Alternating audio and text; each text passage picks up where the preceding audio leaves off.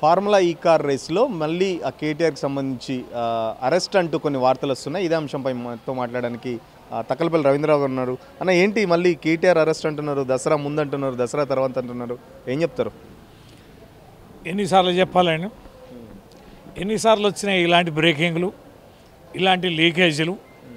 అంటే బాగా సతమతమై ఫ్రస్ట్రేషన్.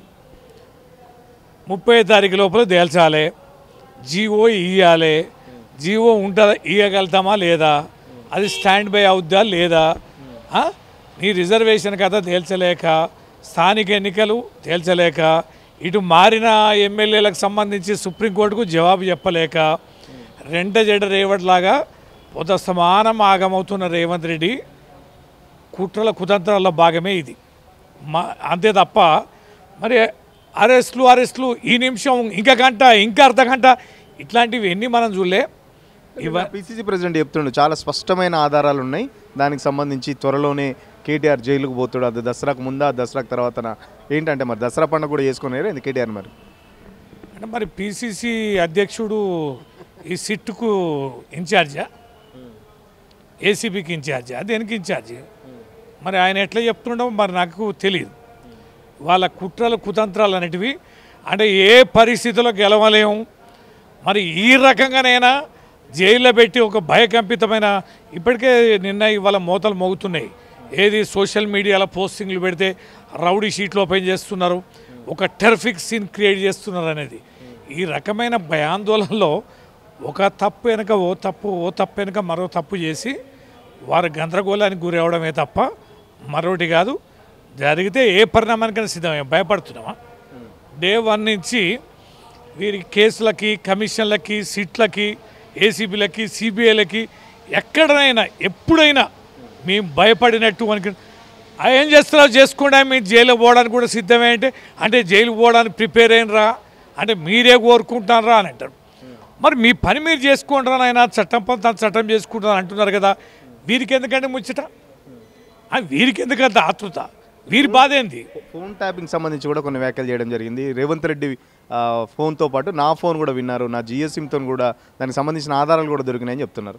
మీరు ఒకటే నేను స్పష్టంగా మీ తొలి వెలుగు ద్వారా చెప్తున్నా, విచారణ అనేది పిసిసి అధ్యక్షుడు చేస్తాడా, ఏసీబీ చేస్తాందా, సిట్ చేస్తాందా, ఎవరు చేస్తారు? వారి విచారణ వారు చేయనియండి. నివేదిక అయితే ఇవ్వలే కదా, ఇంకా నివేదిక ఇవ్వలే కదా, విచారణ చేయండి. గవర్నర్ని అడిగినామంటారు కదా, ప్రభుత్వం చేస్తుంది కదా, యంత్రాంగాలు చేస్తుంది కదా, దాన్ని ఫేస్ చేయడానికి సిద్ధంగా ఉన్నాం కదా. ఈయన అవాకులు చవాకులు ఇవేంటి అని, ఈ చర్చ అట్లేంటి అని చిల్లర మాటలు బంద్ పెట్టండి. నవ్వుకుంటున్నారు జనం సిగ్గుమాలే మాటలు మాట్లాడితే. ఈ తలమాసిన మాటలు బంద్ చేసి మీ పనేందో మీరు చేసుకోండి. స్థానిక ఎన్నికలు పెట్టండి.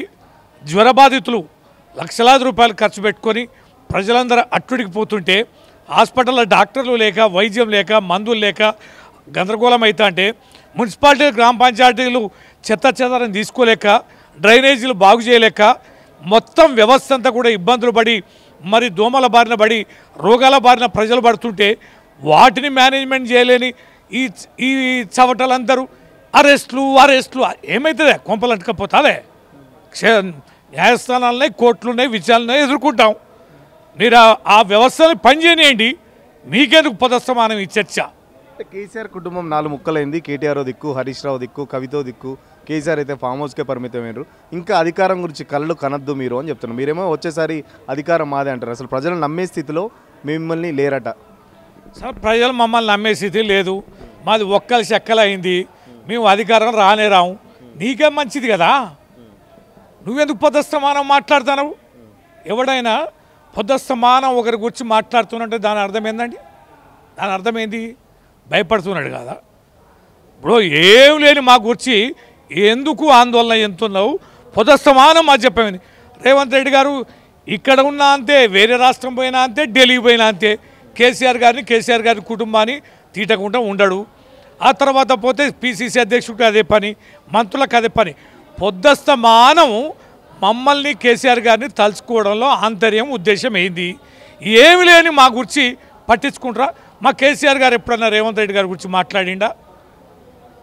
భయపడ్డా? ముఖ్యమంత్రి గురించి రేవంత్ రెడ్డి ఇది న్యాయం కాదు, ధర్మం కాదనో ఇంకేదనో తప్పు చేస్తున్నాం పేరు ఎన్నడన్నా పలకరించడా? కేసీఆర్ గారు నా పేరు ఎన్నడూ పలకరించడా ఆయనని ఆయన టెన్షన్ పడ్డాడే తప్ప ఎన్నడూ కూడా పేరెత్తలే. దాని అర్థమేంటి?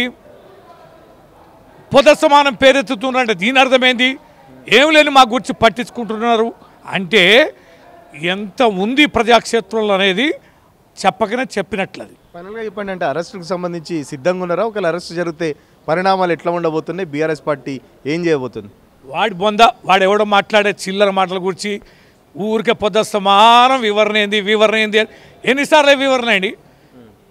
మమ్మల్ని జైలు పంపించగలిగే సత్తా మీకుంటే, నిజంగానే ఆధారాలు ఉంటే, అవి ప్రజాక్షేత్రంలో కన్విన్స్ అయ్యే పరిస్థితి ఉంటే మీరు ఏనాడో పంపేవాళ్ళు. ఆ రకంగా ప్రజలు మేము తప్పు చేస్తామని అనుకోవడాలే, చట్టంలో మేము తప్పు చేస్తామనేది ఎక్కడ ఆధారాలు దొరకడాలే. 2 సంవత్సరాల పైన మీరు ఇంతగానం వెతికిన రంధ్రాన్వేషణ చేసినా దొరకలేదు, చేతగాలేదు అంటే దాని అర్థం ఏంటి? ఇంకెందుకాయ చిల్లర మాటలు బంద్ పెట్టుకొని పనిచేయండి. ప్రజలాడ ఆందోళన చెందుతారు, యూరియా లెక్క వ్యవసాయానికి రైతులు గోసపడతారు, గందరగోళం వర్షాలతోటి అసలు కుతలమైపోతారు, పంటలు పండే పరిస్థితి లేదు, ఇచ్చిన బోనస్ అమ్మిన పంటకి బోనస్ లేదు, దిక్కులేదు, దివానా లేదు. గయ్యన్ని వదిలేసి పనికి మళ్ళీ మాటలు పొద్దు సమానం మాట్లాడి టీవీలలో ఇదే బిజీ ఎంగేజ్ పెట్టబాకండి, అది తప్ప ఇంకోట్లేదు. ఖచ్చితంగా హామీలకు సంబంధించి అమలు చేత కాకనే కేవలం పాలిటిక్స్ ఇష్యూ డైవర్ట్ చేయడానికి మాత్రమే కేటీఆర్ అరెస్ట్ అంటూ కేసీఆర్కి సంబంధించి చాలా వరకు 2 సంవత్సరాలు అంటే దాదాపు 22 నెలలుగా చాలా కేసుల్లో కేసీఆర్ కుటుంబాన్ని ఇరుకున పెడదామని చెప్పేసి చూస్తున్నారు. కానీ వాళ్ళకు ఎక్కడ దానికి సంబంధించిన ఆధారాలు దొరకకపోవడంతో కేవలం మీడియాలోనే మాత్రం దాన్ని హైలైట్ చేస్తూ ఇష్యూ డైవర్షన్ చేస్తున్నారని, చాలా వరకు రాష్ట్రంలో యూరియా సమస్యలు కానీ ఇప్పుడు వర్షాల నేపథ్యంలో చాలా సమస్యలు ఎదుర్కొంటున్నారు రాష్ట్ర ప్రజానీకం. దానికి సంబంధించి ప్రభుత్వం వైపు దృష్టి పెట్టి ప్రజలకు సంబంధించిన కష్టాలు తీర్చాలని చెప్పేసి తకల్పల్లి రవీంద్రరావు కోరుతున్న పరిస్థితి. వీడియో జర్నలిస్ట్ సతీష్తో సురేష్, తొలి వెలుగు కోసం. అసలైన తొలి వెలుగు. ఫాలో వాట్సాప్ @తొలి వెలుగు official.